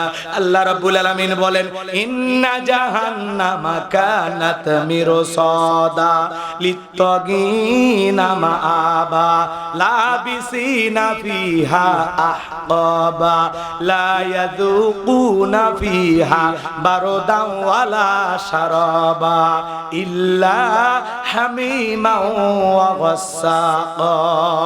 জোরে বলেন নাউজুবিল্লাহ, আরো জোরে। আল্লাহ রাব্বুল আলামিন বলেন, ইন্না জাহান্নামা কানাত মিরসাদা। নিশ্চয়ই জাহান্নাম ওট পেতে রয়েছে। শিকারী ধরার জন্য যেমন ফাঁদ পাতা হয়, ফুলসিরাতের কিনারায় জাহান্নাম ওট পেতে রয়েছে। আল্লাহর অবাধ্য নাফরমান গুনাহগার গোলামদের ধরার জন্য জাহান্নামীরা ক্ষুধার্ত হয়ে আল্লাহকে ডেকে বলবে, আল্লাহ খাবার দাও, খাবার দাও। আমার আল্লাহ তখন ফেরেশতাদেরকে অর্ডার দেবে, জাহান্নামের তলদেশে এক ধরনের ফলের চাষ করা হবে, যেটা হলো কাঁটাযুক্ত ফল। যেই ফলের নাম হলো জাক্কুম। ওই কাঁটাযুক্ত ফলটা যখন জাহান্নামীদের হাতে খাদ্য হিসাবে পরিবেশন করা হবে, ফলটা পাওয়া মাত্রই জাহান্নামীর যখন গলার ভিতরে দেবে, গলার মাঝামাঝি আটকে যাবে, ভিতরে যাবে না, বাইরেও আসবে না। যত গলার সারা করবে, কাঁটাগুলো ফুটবে আর ফুটবে। আল্লাহ জাহান্নামীকে এই ফল খাইতে দিয়েছে ক্ষুধা নিবারণের জন্য নয়, জাহান্নামী বান্দার শাস্তি বাড়ানোর জন্য। ওই কাঁটাযুক্ত ফলটা যখন গলার মাঝে আটকে যাবে, জাহান্নামীরা কেঁদে কেঁদে বলবে, আল্লাহ এ কেমন খাবার খাইতে দিলা গো মালিক, ভিতরেও যায় না বাহিরেও আসে না, যন্ত্রণা সহ্য করতে পারি না। তখন জাহান্নামীরা হঠাৎ করে আল্লাহকে ডেকে বলবে, আল্লাহ পানি দাও, পানি দাও, পানি দাও। ওরা মনে করবে পানি খাইলে সেরে যাবে। জাহান্নামীরা যখন পানি পানি বলে চিৎকার মারবে, আমার আল্লাহ ডেকে বলেন, লা ইয়াযুকুনা ফিহা বারদাও ওয়ালা শারাবা। তাদেরকে মিনারেল ওয়াটার দেওয়া হবে না, ঠান্ডা কোনো পানি দেওয়া হবে না। যেই পানিটা পান করে জাহান্নামী তার বুকের জ্বালা তৃষ্ণাকে নিবারণ করতে পারে, আল্লাহ কেমন পানি দেবে? সূরা নাবার 25 নম্বর আয়াতে আল্লাহ বলেন, ইল্লা হামিমা ওয়া গাসসাকা, ইল্লা হামিমা ওয়া গাসসাকা। এমন উত্তপ্ত ফুটান্ত গরম পানি দেওয়া হবে যা পুষবে তো কিছুই না। ও কিশোরগঞ্জের বাবাজিরা, দেখের ভিতরে বড় বড় ফোড়া হলে ফাটায় দিলে ভিতর থেকে কি বের হয়? রস। কথা কয় না, ফোড়া হয় না দেখে, এত বড় বড় ফোড়া হয় না, ফাটায় দিলে ভিতর থেকে কি বের হয়? টমেটো রস, পুষ। ওই পুষ যদি হাসপাতাল থেকে সংগ্রহ করে আপনাদের দেই, খাবেন নাকি? 50,000 টাকা দেব, 1 লাখ দেবো, খাবেন? শুনে সিসি লাগতেছে, ঘৃণা লাগতেছে না, বমি আসতেছে না? কথা কয় না। এই যে দুনিয়াতে শুনে আমরা কি বলেন হুজুর, সিসি, এগুলো আবার কথা। কিন্তু আল্লাহ বলতেছেন ইল্লা হামিমা ওয়া গাসসাকা, এটাই জাহান্নামীদের খাবার। আল্লাহ ডেকে বলেন তাদেরকে উত্তপ্ত ফুটান্ত গরম পানি পান করাতে দেওয়া হবে যা পুষ ব্যতীত কিছুই নয়। ওই পুষওয়ালা, দুর্গন্ধওয়ালা, রক্তওয়ালা ওই পানিটা যখন জাহান্নামী পান করবে, জাহান্নামীর লারি ভুঁড়িগুলো গলে গলে পড়ে যাবে। সহ্য করার ক্ষমতা কারো নাই। জাহান্নামীরা যখন ওই গরম পানি পান করবে, দেখের গোশতগুলো খসে খসে পড়ে যাবে। এই যদি হয় জাহান্নামের শাস্তি, সেই জাহান্নাম থেকে বাঁচার জন্য আল্লাহর কাছে কেঁদে কেঁদে দোয়া করার দরকার আছে না নাই? তাহলে সিজদা দিয়া কান্না করবো কার কাছে? নিজেদের গুনাহ মাফ চাইবো কার কাছে? পারবো তো ইনশাআল্লাহ। সাহাবায়ে کرام কিভাবে সালাত আদায় করতেন জানেন? বিশ্বনবীর সাহাবীরা যখন সালাত আদায় করার জন্য দাঁড়িয়ে যেতেন, ওই মরুভূমির পাখিগুলো খেজুর গাছ মনে করে সাহাবীদের কাঁধের উপরে বসে থাকতো, মাথার উপরে বসে থাকতো। কাফিররা ডেকে বলে, এগুলো মানুষ না অন্য কিছু। আরে নামাজের ভিতরে এত মনোযোগ, কাঁধে পাখি পড়ে থাকে, তারপরেও টের পাইতো না। বলেন সুবহানাল্লাহ। আর আপনি আমি এমন নামাজি, একটা মশা যদি পড়ে, আগে মশা মারে তারপরে নামাজের সূরা ধরে। কথা কর না কেন? আছে না নাই? পায়ে যদি মশা কামড় মারে, এক ঠ্যাং আর এক ঠ্যাংয়ের উপর তুলে দেখে খাবু খা। আছে। আপনাদের এলাকায় অবশ্য এরকম নাই। তাহলে সাহাবায়ে کرام সালাত আদায় করতেন, পাখি পড়ে থাকে, তারপরেও নামাজে এত মনোযোগ টের পাইতো না। সুবহানাল্লাহ বলেন। আহারে বলতে গেলে লম্বা হবে, লম্বা করা যাবে না, সংক্ষিপ্ত করে বলে দেয়া যায়। হযরতে তালহা রাদিয়াল্লাহু তাআলা আনহু নামাজের মধ্যে দাঁড়িয়ে গেছেন, ওই জঙ্গল থেকে সাপ এসে ছেলেটা খেলা করতেছিল, পেছিয়ে ধরেছে। স্ত্রী মানুষজনকে ডাকলেন, ছেলেটাকে বিপদমুক্ত করলেন। হযরতে তালহা নামাজ শেষে জিজ্ঞাসা করে, বিবি রে, বাড়িতে এত মানুষজন, ব্যাপারটা বুঝতে পারলাম না। দেখে বলে, স্বামী আপনি যখন নামাজের মধ্যে দাঁড়িয়ে গেছেন, জঙ্গল থেকে সাপ এসে ছেলেটাকে পেঁচিয়ে ধরেছে, আমি মানুষজনকে ডাকলাম, ছেলেটাকে বিপদ মুক্ত করলাম, এত ঘটনা আপনার চোখের সামনে ঘটে গেল, ও স্বামী আপনি কি কিছুই টের পান নাই? হযরতে তালহা দেখে বলে, বিবি রে, নামাজের মধ্যে মন যদি এদিক সেদিক চলে যায়, তাহলে নামাজ তো আর নামাজ থাকে না। আর আমরা নামাজ পড়ি কিশোরগঞ্জে, মন চলে যায় ভারতের বর্ডারে। আমরা নামাজ পড়ি কিশোরগঞ্জে, মন চলে যায় ঢাকা শহরে। নামাজের ভিতরে দাঁড়ায় আমাদের মন খালি ছটফট করে। কথা কয় না? নামাজের ভিতরে গবেষণা করে বলা হয়েছে, বাংলাদেশের কিছু কিছু নামাজীদের মন 8 সেকেন্ড নামাজের ভিতরে স্থির থাকে না। আমাদের মন এত অস্থির। কথা কয় না? আমাদের পাগল মন খালি ছটফট করে। নামাজের ভিতরে দুনিয়াবি এত চিন্তা, এত কথা মনে হয়, দুনিয়াবি এত গল্প মনে হয়, দুনিয়াবি এত খেয়াল আইসে নামাজের ভিতরে ভর করে, মাঝে মাঝে ভুলেই যায় 2 রাকাত চলতেছে না 3 রাকাত। কথা কয় না? দুনিয়াবি এত চিন্তা নামাজের ভিতরে মনে হয়, দুনিয়াবি এত কথা নামাজের ভিতরে মনে হয়, সিজদা 2টা দিলাম না 3টা দিলাম তাও মনে থাকে না। এই জন্য গোলাম রব্বানি কইলেই দোষ, কথা কয় না কেন? রাগ করতেছেন মনে হয়? আমাদের পাগল মন, জোরে বলে কি মন? পাগল মোহন মন রে, মন কেন উল্টো পাল্টা বলে? ও পাগল মন মন রে, মন কেন মসজিদে না যায় রে? আল্লাহ রে কোন দুনিয়ায় পাঠাইলাই আমারে? বর্তমানের নারী পুরুষ সমান সমান মাপ, লম্বা চুল কাটিয়া আবার মাথায় লাগাই ক্যাপ। আল্লাহ রে কোন দুনিয়ায় পাঠাইলাই আমারে? জিন্সের প্যান্ট শার্ট পরিয়া রাস্তা হাইটা যায়, পুলানা মাইয়া ওইটা সেনা বড় দায়। আছে না না, আছে না নাই? কানে পড়ছে দুল, কপালে পড়ছে টিপ, কাছে জলদি যায় বলেন বিলকিস আপা পায় না আমি আবুল। বিশ্বনবী বলেছেন বুখারী শরীফের হাদিস, কোন পুরুষ যদি নারীর বেশ ধারণ করে আর কোন নারী যদি পুরুষের বেশ ধারণ করে, আল্লাহর লানত তার উপরে। এদেশে পোশাকের এত স্বাধীনতা আছে, তারপরেও 1 বছর আগে আমার কিছু বোনেরা ঢাকা শহরে আন্দোলন করলো পোশাকের স্বাধীনতা চাই। কি স্বাধীনতা চায়? ওরা তখন বলল দাদি নানি ব্লাউজ ছাড়া শাড়ি পরেছিল, আমরাও পড়তে চাই। আপত্তি করি নাই তো বোন, আমরা আপত্তি করিনি, কথা কয় না? কেউ বলছে ওরা এদেশের নারীদেরকে উলঙ্গ বানাইতে চায়, এদের মতলব খারাপ, কথা কয় না কি আপনারা? দাদি নানি ব্লাউজ ছাড়া শাড়ি পরেছিল ঘরের ভিতর, এখন অভাবের কারণেই পড়ুক আর গরমের কারণেই পড়ুক, কোন দাদি কি শাড়ি পরা বিশ্বরোডে এসে আন্দোলন করেছে? দেখে যাও আমি তোমার দাদি আজকে শাড়ি পরেছি বলেছিল? কোন নারী কি বিশ্বরোডে শাড়ি পরে আন্দোলন করছে আমি তোমার নানি আজকে শাড়ি পরছি? কথা বলে না কেন? এখন দাদি নানি ব্লাউজ ছাড়া শাড়ি পরেছিল, তোমরাও পড়তে চাও, আপত্তি নাই, কিন্তু দাদি নানি ব্লাউজ ছাড়া শাড়ি পরিয়া 12 হাত শাড়ি দিয়া পুরো দেহটা ঢাকছিল, আর তুমি বোন এমন কায়দায় ব্লাউজ ছাড়া শাড়ি পরছো, মানে পুরো পিঠটা এমন কায়দায় ফাঁকা রাখছে, মনে হয় আর্জেন্টিনা ব্রাজিলের ফুটবল ম্যাচ হবে। আছে না নাই? এরা অসভ্য, এরা বেহায়া, এরা নোংরা, এদের মন মানসিকতা ছোট। তার মানে এরা বুঝাইতে চায় আমরা পোশাকের স্বাধীনতার নামে যেটুকু পরে আছি এটুকু পড়তে চাই না। এই বন্ধের উদ্দেশ্যে আমি বলে দিতে চাই, এটা 95% মুসলমানের দেশ, এটা হাজীদের বাংলাদেশ, আলেম ওলামাদের বাংলাদেশ, এটা মুসলিম দেশ। এই দেশে নোংরা পোশাক পরে চলাফেরা করা যাবে না। যদি তোমার পোশাক পরতে মনে না চায়, বিশ্বের দেশগুলো তালাশ করে দেখো কোন দেশে পোশাক ছাড়া মানুষ বসবাস করে, পাসপোর্ট ভিসা লাগাইয়া তুমি ওই দেশে চলে যাও, তোমার মতো নারীর জন্য এদেশের কুকুরও কাঁদবে না। কথা বলে না কেন?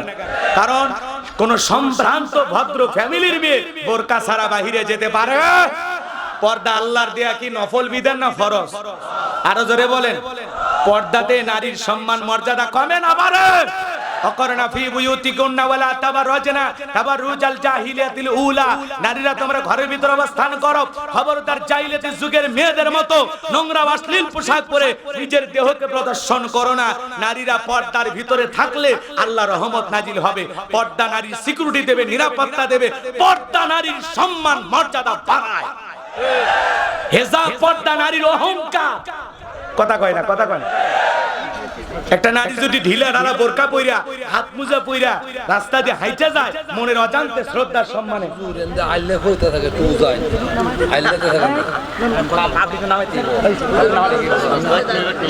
আস্তে আস্তে নামে যান, মঞ্চ ভাঙ্গে পড়বে।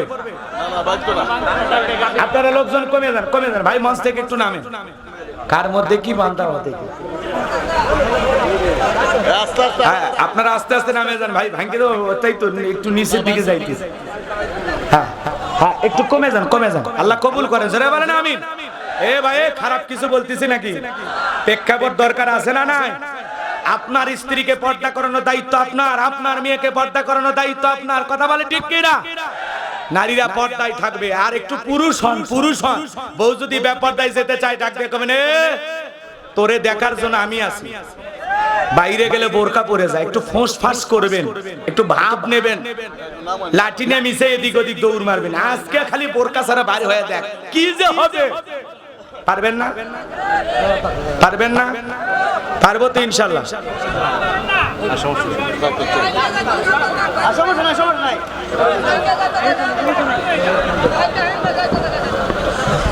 হ্যাঁ ভাই, মঞ্চ কিন্তু ভাঙ্গার।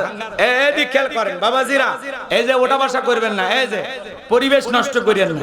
অনেক কষ্ট করে পথ পাড়ি দিয়ে আপনাদের মাঝে আসছি, খারাপ কিছু বলতেছি? চলেন সামনের দিকে যাই বাজান গো আমার। এদিক খেয়াল করেন, তাহলে নারীদের পর্দা করা নফল না ফরজ? পর্দা করাবো তো ইনশাআল্লাহ, করাবো তো ইনশাআল্লাহ। কিন্তু মনে রাখবেন যে সমস্ত মা বোনেরা বেপরদায় চলাফেরা করতে চায়, ওদের স্বভাব চরিত্র কিন্তু ভালো নয়। ওর পোশাক বলে দেয় মেয়েটার চরিত্র কেমন। কথা বলেন এখানে। এজন্য মুসলমানের স্ত্রী, মুসলমানের মেয়ে কোনোদিন বেপরদায় বাহিরে যেতে পারে না। হ্যাঁ, বউরে বোরকা কিনে দেবেন, পর্দা কিনে দেবেন, পারবেন তো ইনশাআল্লাহ। চলেন সামনের দিকে যাই বাজান গো আমার। যুবকরে, তাহলে নামাজকে নামাজের মতো পড়তে হবে। নামাজের ভিতরে দুনিয়াবি চিন্তা ভাবনা আনা যাবে। আপনি আমি যখন মসজিদের ভিতরে দাঁড়ায় যাব সালাত আদায় করার জন্য, আমার ভাইয়েরা, আপনি আমি এমন ভাবে নামাজ আদায় করব, মনে মনে ভাববো আমি নামাজ পড়তেছি, আমার আল্লাহ আমাকে দেখতেছে। আপনি আমি নামাজে দাঁড়াবো আর মনে মনে ভাববো আজকের জোহরের নামাজ আমার জীবনের শেষ নামাজ। একটা ফাঁসির আসামিকে যদি বলা হয় রাত 12টায় তোমার ফাঁসি, এখন রাত 10টা, 2 ঘন্টা, লোকটা যদি ইমানদার হয়, বলেন তো বাজান, সেদিন যদি 2 রাকাত নামাজ পড়ার সময় পায়, ওই দিনে রোজু হবে দুনিয়ার সবচাইতে ভালো ওযু। ওই দিনে 2 রাকাত নামাজ হবে দুনিয়ার সবচাইতে ভালো নামাজ। কথা বলেন ঠিক কি না? এজন্য ইমানদার তাড়াহুড়ো করে নামাজ পড়লে হবে না। কিছু কিছু মুসল্লি আছে এত তাড়াহুড়ো করে ওযু করে, এক ঠ্যাং না ধুয়ে এক চাচা মসজিদের ভিতরে ঢুকছে, টাইসালা মসজিদ, পিছলে খায়া চাচা একদিক লুঙ্গি একদিক, তাও বলে আল্লাহু আকবার। দেখে বলে চাচা লুঙ্গি খুলে গেছে, ওই লুঙ্গি খুলে যায় যাক, জামাত ছাড়া যাবে না। আছে না নাই? এরকম তাড়াহুড়ো করে পড়লে নামাজ হবে? নামাজ পড়তে হবে ধীরে স্থিরে ভাবে। একই সাথে ইমাম আর মুসল্লি জোহরের 4 রাকাত সুন্নতের নিয়ত বেঁধেছে, ইমামের 2 রাকাত হওয়ার আগে মুসল্লি 4 রাকাত শেষ। আছে না নাই? এখন হুজুর জিজ্ঞাসা করেছে, বাবাজি আমার 2 রাকাত হওয়ার আগে আপনার 4 রাকাত কেমনে শেষ হলো? এইবার মুসল্লি ডেকে বলে, হুজুর আপনাদের চর্চা কম, হুজুরদেরই বলে চর্চা কম। এরকম নামাজে আছে না নাই? 2 মিনিটে 2 রাকাত, 4 মিনিটে 4 রাকাত। যখন আসে তারাবি, তখন হয় এই দেশে নামাজ নিয়ে বাড়াবাড়ি। আছে না নাই? মনে হয় 2 মসজিদের মুসল্লি নামাজ নিয়ে প্রতিযোগিতা লাগছে, কে কত দ্রুত শেষ করতে পারে। আছে না নাই? এক মুসল্লি গল্প করে, দোস্ত প্রথম তারাবি কয় মিনিট? কয় 30 মিনিট। কয় দা তোদের হুজুর হইলো, আমাদের হুজুর রকেটের গতি ফেল, 20 মিনিটে সব শেষ। আচ্ছা, তারা এত তাড়াহুড়ো করে নামাজ আদায় করে, এই নামাজ আল্লাহর আরশে কবুল হওয়া তো দূরের কথা, মসজিদের ছাদের উপর উঠছে। আমি খানায় কাবায় তারাবি পড়লাম, মসজিদে নববীতে পড়লাম, মসজিদে হারাম শরীফে পড়লাম, আহারে মক্কা মদিনায় তারাবি পড়লাম, 1 ঘন্টা 45 মিনিট লাগে। কত? 1 ঘন্টা 45 মিনিট। আর আরে বলে 20 মিনিটে শেষ। এরা নামাজ পড়ছে এলে 4G 5G গতি, ডিজিটাল নামাজি। কথা বলে ঠিক কি না? এই নামাজ দিয়ে জান্নাতে যাওয়া যাবে। নামাজ ধীরস্থির ভাবে, রুকু সুন্দর করে করতে হবে, সিজদা সুন্দরভাবে দিতে হবে, ওঠা বসা সুন্দরভাবে দিতে হবে। আমরা খালি মুরগি ঠোকরের মতো এমন কাদায় সিজদা দেই, মনে হয় 2 রাকাতের 4 সিজদা একবার দিলে আরো শর্ট হয়। এরকম ফাজলামি করে নামাজ পড়লে হবে? নামাজ না তামাশা করা যাবে। নামাজ পড়তে হবে কার খুশির জন্য? কুলিন্না সালাতি ওয়া নুসুকি ওয়া মাহইয়ায়া ওয়া মামাতি লিল্লাহি রাব্বিল আলামিন। নবীজি আপনি বলুন, আমার নামাজ, আমার কুরবানি, আমার জীবন, আমার মরণ লিল্লাহি রাব্বিল আলামিন, আসমান জমিনের প্রতিপালকের জন্য। বলেন আল্লাহু আকবার। তাহলে সালাত আদায় করব কাকে রাজি খুশি করার জন্য? আল্লাহ বলেন, ফালিয়াবুদু রাব্বা হাযাল বাইত আল্লাযী আত'আমাহুম মিন জু ওয়া আমানাহুম মিন খাউফ। আল্লাহ ডেকে বলে, এই ঘরের মালিকের ইবাদত করো। ইবাদত যদি ইবাদতের মতো করতে পারো, নামাজ যদি নামাজের মতো আদায় করতে পারো, কষ্ট মনের মধ্যে নেবেন না বাজান। বলেন তো যে কথা বলতে চাচ্ছিলাম। আল্লাহ ডেকে বলে, এই ঘরের মালিকের ইবাদত করো। ইবাদত যদি ইবাদতের মতো হয়, নামাজ যদি নামাজের মতো আদায় করতে পারো, বান্দারে 5 ওয়াক্ত সালাতে মসজিদে আইসা মাথা নত করে আমি আল্লাহকে যদি সিজদা দিতে পারো, আমি আল্লাহ 2টা জিনিস তোমাদেরকে দেব। 1 নাম্বার, রিজিকের টেনশন করা লাগবে না, আমি আল্লাহ রিজিকের ব্যবস্থা করব। যে বান্দা 5 ওয়াক্ত সালাতে মসজিদে গিয়ে মাথা নত করবে, আমার আল্লাহ তাকে না খাওয়ায়া রাখবে না। সুবহানাল্লাহ বলেন। রিজেকের মালিক কে? আপনাদের এলাকায় রাতের বেলা একটা প্রাণী বের হয় কু কয়া চিল্লায়, ওর নাম কি? শিয়াল। শিয়াল পণ্ডিতের নামে করিমগঞ্জে কি ভাতের হোটেল আছে, মুরগির হোটেল আছে, ওদের ব্যাংকের অ্যাকাউন্টে কি টাকা জমা আছে? ওদেরকে রিজেক দেয় কে? ওই যে পাখিটা সকালবেলা খালি পেটে নির থেকে বের হয়ে যায়, সন্ধ্যা বেলায় পাখির পেট ভরিয়া আবার বাসায় ফেরত পাঠায় কে? রিকশা চালক, ভ্যান চালক সকালবেলা খালি পেটে বের হয়ে যায়, রাতের বেলায় যখন বাড়িতে ফেরে পকেটের মধ্যে 1000-1200 টাকার ব্যবস্থা করে দেয় কে? তাহলে রিজেকের মালিক কে? এই রিজেক দাতা কে? ওয়ামা মিন দাব্বাতিন ফিল আরদি ইল্লা আলাল্লাহি রিজকুহা। আল্লাহ ডেকে বলেন পৃথিবীতে এমন কোন বিচরণশীল প্রাণী নাই যার রিজেকের ব্যবস্থা আমি আল্লাহ আসমান থেকে করি না। ওই আটলান্টিক মহাসমুদ্রের 33,000 ফিট গভীর পানির নিচে থাকা ছোট্ট একটা প্রাণী, তার রিজেকের ব্যবস্থা আমি আল্লাহ আসমান থেকে করি। বলুন সুবহানাল্লাহ। তাহলে রিজেক দাতাকে? রাজ্জাককে? উত্তরপাড়া রাজ্জাক না, ওটা তো আব্দুর রাজ্জাক, ওটা দাস, ওটা গোলাম, ওটা আল্লাহর বান্দা। রাজ্জাক উত্তম রিজেক দাতাকে। তাহলে এদিক আমরা আশরাফুল মাখলুকাত, আল্লাহ দুনিয়ার এত মাখলুককে যদি রিজেক দিতে পারে, আপনাকে আমাকে খাওয়াইতে পারে কিনা? তাহলে আল্লাহ বলে ইবাদত যদি ইবাদতের মতো করে, 1 নাম্বার রিজেকের ব্যবস্থা করে দেব, 2 নাম্বার কোনো ভয় থাকবে না, সকল ভয় থেকে নিরাপত্তা দেব। আপনার আমার ভয় আছে না নাই?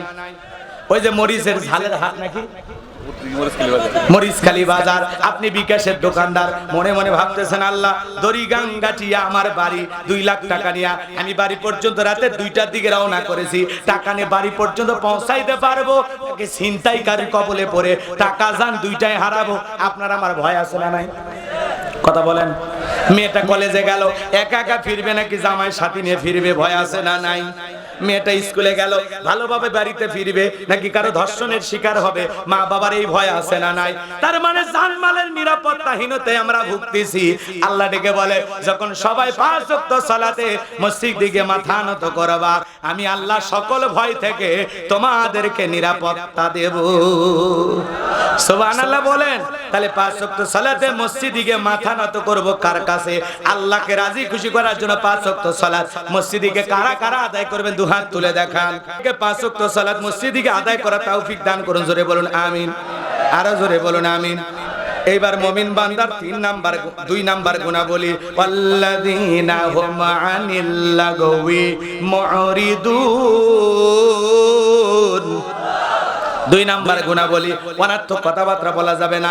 এক জায়গায় বসে 2-3 ঘন্টা গল্প করে, এলাকার সব তথ্য ওনার কাছে, মনে হয় গীবত কমিটির সভাপতি সেক্রেটারি বসে গেছে।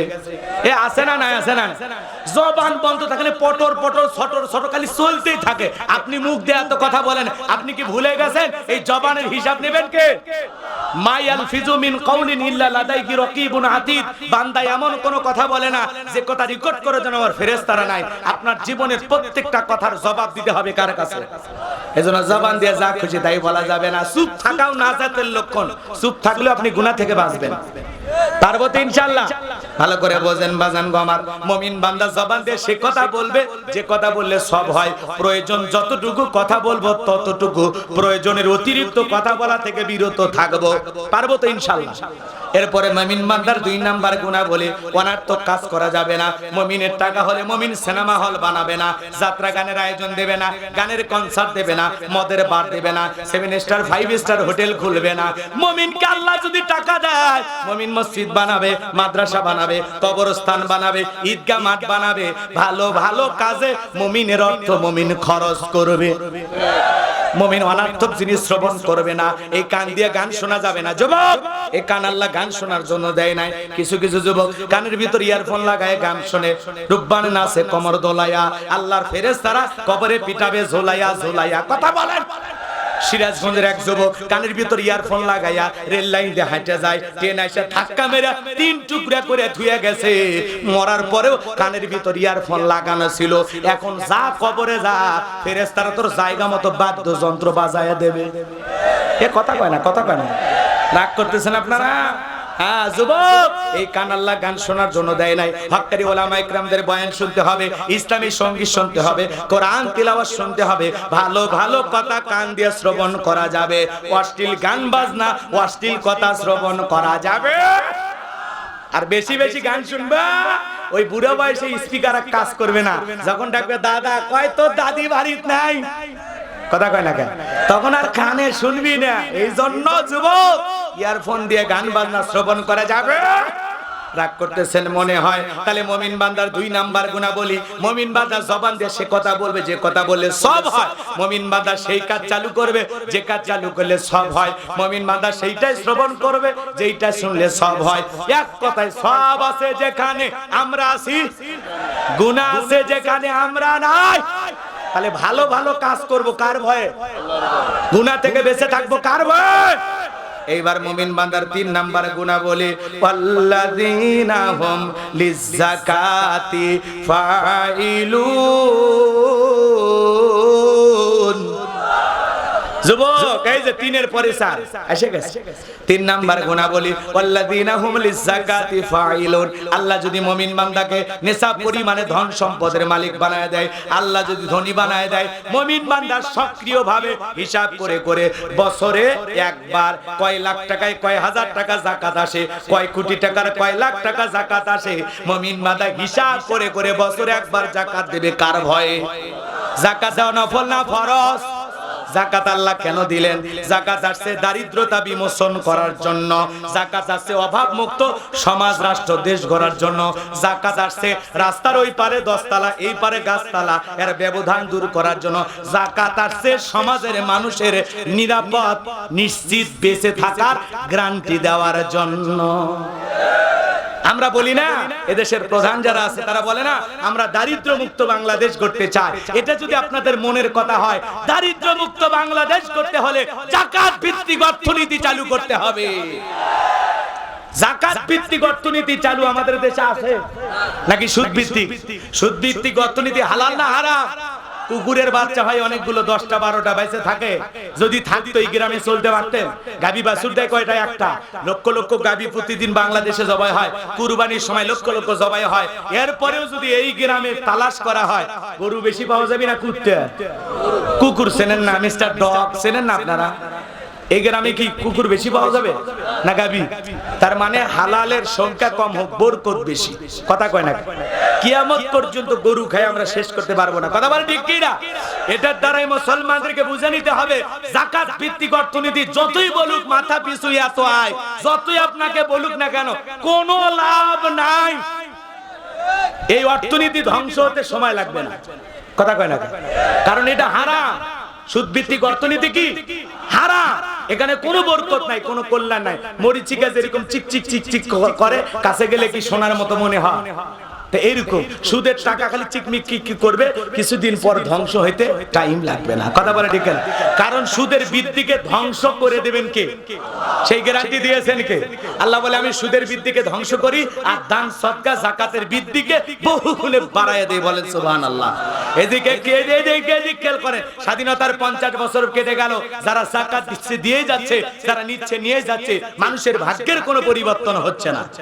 কারণ আমাদের সে নিয়ম হলো কি, যাকাত মানে শাড়ি লুঙ্গি। কথা কয় না? 5000 শাড়ি লুঙ্গি নিয়ে এসে অমুক স্কুল মাঠে অমুক নেতা হাইব্রিড চেরাগালি বদনা বিতরণ করবে ধনী মানুষ। মানুষ আসছে 50,000 শাড়ি লুঙ্গি 5000, ঠেলাঠেলি গুদাগুদি করে পায়ের তলে পড়ে 6 জন মারা যায়, 32 জন আহত। পরতপ এবার বাংলাদেশ প্রতিনিধি, নয়া দিগন্ত, কালের কণ্ঠ, যমুনা টেলিভিশন, সময় চ্যানেল, কথা কয় না?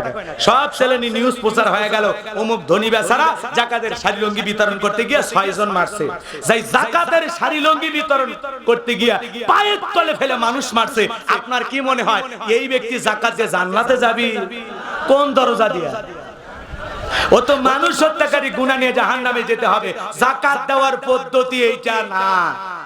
শোনেন শোনেন, ভালো করে শোনেন। আর যাকাত মানে শাড়ি লুঙ্গি না, এমন লুঙ্গি দেয় নিজের পরনে পরে থাকা আমানত শাহ লুঙ্গি 500 টাকা 1000 টাকা দাম, আর গরিবকে দেয় 200 টাকা লিটল লুঙ্গি, পরে থাকলে ওর জান্নাত জাহান্নাম সব বোঝা যায়। কথা কয় না? খেয়া মহিলা ওর বউরে পরে 2000 5000 টাকা দামের শাড়ি, আর গরিব মহিলাকে দেয় 300 টাকা দামের শাড়ি। ধুয়ে দিলে শাড়ি না মশারি খুঁজে পাওয়া যায় না। এই বড় লোক, এই শাড়ি তোর বউরে পরাস। এই শাড়ি তোর মেয়ের পরাস, কথা বলে ঠিক কিনা? যদি দিতে হয় 5,000 দেওয়ার দরকার নাই, সংখ্যায় 100 দেন, মান সম্পূর্ণ রুচিশীল ভালো কাপড় দেন। আর যাকাত মানে খালি শাড়ি লুঙ্গি নয়। হযরত ওমর ফারুক ডেকে বলেন, তোমরা যাকাতের অর্থ এমন ভাবে দাও যাতে এই ব্যক্তি যাকাতের জন্য পরবর্তী বছরে আর কারো দুয়ারে লাইন না দেওয়া লাগে। তার মানে আমার যাকাতের চেয়ে 5 লাখ টাকা আমি পুরো গ্রাম পৌঁছানোর দায়িত্ব নেব না, আমি এই গ্রামের সবচাইতে গরিব 5 জনকে টার্গেট করব। এই লোকটা বেকার, এর কোনো কাজ নাই, এর একটা অটো ভ্যান বা রিকশা কিনে দেব। 1-1.5 লাখ টাকা দিয়ে একটা অটো ভ্যান রিকশা কিনে দিলে তার একটা কর্মস্থানের ব্যবস্থা হয়ে গেল, দিনে 500-700 হাজার টাকা ইনকামের একটা কাজ হয়ে গেল। কথা কর না কেন? এই ছেলেটা বেকার বসে আছে ওই মরিচের ঝালের বাজার, মরিচকালী বাজারে ছোটখাটো 1-1.5 লাখ টাকা দিয়ে একটা ছোটখাটো চায়ের দোকান দিয়ে দিলেন, অথবা ছোটখাটো একটা ব্যবসায়ী তারে বানায় দিলেন। আল্লাহ যদি চায়, ওর ভাগ্য যদি ভালো হয়, 2-4 বছর ব্যবসা করতে করতে ও নিজে যাকাত দেওয়ার মতো তৈরি হয়ে যাবে। একটা বিধবা বানায় দিয়েছে, শাড়ি দিয়ে কিলাপ, সেলাই মেশিন কিনে দেন, 2টা ছাগলের বাচ্চা কিনে দেন, একটা গাভী গরু কিনে দেন, এগুলো লালন পালন করে আর ভাগ্যের চাকা ঘুরাবে। যাকাত দিয়ে, যাকাতের অর্থ দিয়ে মানুষের কর্মস্থানের ব্যবস্থা করে দিতে হবে। আর আমরা কি করি?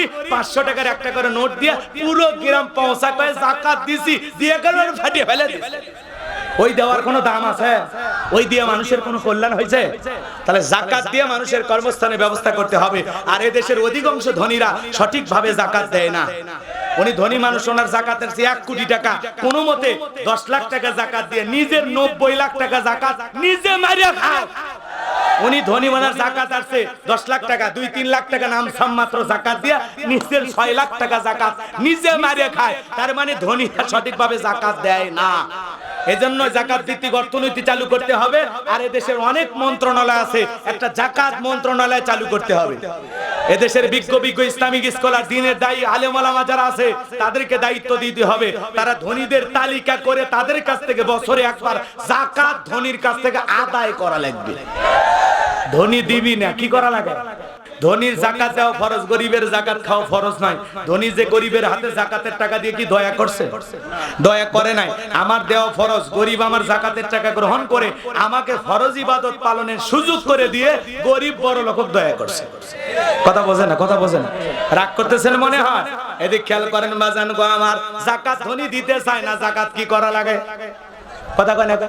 এই দেশে জরিপ করে দেখা হয়েছে 10 বছর যদি যাকাত আদায় করা হয় আর গরিবদের তালিকা করে সঠিক পদ্ধতিতে যাকাতের টাকা বন্টন করা হয়, বাংলাদেশে 10 বছর পরে একজন গরিব যাকাতের জন্য খুঁজে পাওয়া যাবে না। বলেন আল্লাহু আকবার। ভালো করে বোঝার চেষ্টা করবেন। তাই বলে ডাল চোর চাল চোর ওদেরকে দিলে কিন্তু হবে না। কথা কয় না? তাম পৃথিবীতে তেলের খনি মাটির নিচে, বাংলাদেশে পীরগঞ্জে খাটের নিচে। মাননীয় প্রধানমন্ত্রী করোনার সময় 50 লাখ মানুষকে 2500 করে টাকা বিকাশে দিল। গরিব মানুষের কামাই নাই, বাবা গরিবকে পৌঁছায় দাও। নেতা কি করছে? নিজের বইয়ের নামে সিম কিনা গরিবের তালিকায় বইয়ের নাম লেখা 2500 টাকা তুলে খাইছে। যেই নেতা বইয়ের নামে সিম কিনা 2500 টাকা লোভ সামলাইতে পারে না, যাকাতের এত বিপুল পরিমাণে অর্থ ওরে দিলে সব টাকা সুইস ব্যাংকে জমা করবে। ওদেরকে দেওয়া যাবে না, দেওয়া লাগবে আলেমদেরকে, যারা আমানতদারিতা রক্ষা করবে। কথা ঠিক কি না? তাহলে ধনী যাকাত দেবে না, যাকাত আদায় করা লাগবে। মুসা আলাইহিস সালামের নাম আপনারা শুনেছেন? মুসা আলাইহিস সালাম কারুনকে যা বলে, কারুন রে যাকাত দিতে হবে। কারুন ডেকে বলে আমি যাকাত দিতে পারবো না। মুসা নবী ডেকে বলে, কারুন রে যাকাত না দিলে যাকাত আদায় করা হবে। মুসা নবী রাগ কম না বেশি? যে নবী রেগে গেলে মাথার টুপি ভেদ করে চুল খাড়া হয়ে যায়। একটা মানুষের কত রাগ হলে মাথার টুপি ভেদ করে চুল খাড়া হয়? কি মনে করছে? রাগ কম না বেশি? যে নবী আজরাইল থাপ্পড় মারে, আর রাগ কম না বেশি? যে নবী এক ঘুষি দিয়ে কিপটিক মেরে ফেলে দেয়, রাগ কম না বেশি? যে নবী ছাগল ফসল খাইছে, রাগ করে ছাগলও কাছার মারে, তাহলে রাগ কম না বেশি? সেই নবী কারুন যা বলছে, কারুন যাকাত দেওয়া লাগবে। কারুন তখন বলে ঠিক আছে, রাগ করার দরকার নাই, বুঝতে পারছি, দিতে হবে কত? মুসা আলাইহিস সালাম ডেকে বলে 2.5% দিতে হবে। কারণ ডেকে বলে ঠিক আছে, হিসাব নিকাশ করে আমি দেখি কত টাকা যাকাত দেওয়া যায়। এইবার কারণ হিসাব নিকাশ করে দেখে বাজান 7 দিন 7 রাত বিপুল পরিমাণে আল্লাহ অর্থ দিয়েছিল কারণকে। 70টা উট লাগতো চাবি বহন করতে। চাবি যদি এত হয় তালা কত, আর তালা যদি এত হয় সিন্ধুকে মাল কত, ছোট মাথায় ধরবে না। কারণ এইবার হিসাব নিকাশ করে দেখে 7 দিন 7 রাত হাজার হাজার কর্মচারী যদি যাকাত দেয়, এরপরে যাকাতের টাকা দিয়ে ফুরানো যাবে না। এমনি তো কৃপণ, পায়ে স্যান্ডেল দেয় না ক্ষয় যাবে বলে, গায়ে জামা পরে না ছিঁড়ে যাবে বলে, সেই কৃপণ কি এত টাকা যাকাত দিতে পারবে? যাকাত দিতে রাজি হলো না। সে কি করলো? নবী মুসা আলাইহিস সালামের বিরুদ্ধে একটা ষড়যন্ত্র করলো। এলাকায় একটা 2 নাম্বার মহিলা ছিল, নাম হলো সবদা। সবদা নামের পতিতার কাছে যা বলে, সবদা রে, আমি তোরে 2 বস্তা টাকা দেব, বিনিময়ে একটা সাক্ষী দিতে হবে। 1 বস্তা টাকা অ্যাডভান্স হিসেবে দিয়ে দিলাম, আর আগামী কালকে মুসা আলাইহিস সালাম ভরা মজলিসে জনগণের সামনে যখন ওয়াজ করবে, তাওহীদের কথা বলবে, আল্লাহর পথে মানুষকে দাওয়াত দিবে, ওই ভরা মজলিসে দাঁড়াইয়া একবার শুধু বলবি, মুসা নবী দিনের বেলা ওয়াজ করে আর রাতের বেলা আমি সবদার সাথে রাত কাটাই, বাস এতটুকু কথা বললেই যথেষ্ট, বাকি যা করার আমি করব। সবদা যেহেতু 2 নাম্বার মহিলা, রাজি হয়ে গেল। পরের দিন সকালবেলা আল্লাহর নবী মুসা আলাইহিস সালাম হাজার হাজার জনতার সামনে ওয়াজ নসিহত করে উপদেশ দিয়ে মানুষকে বুঝাইতেছিলেন। ওই ভরা মজলিসে সবদা মুসা আলাইহিস সালামের আলোচনা শুইনা পাষাণ হৃদয় গইলা চোখ দিয়া পানি ঝরতেছে।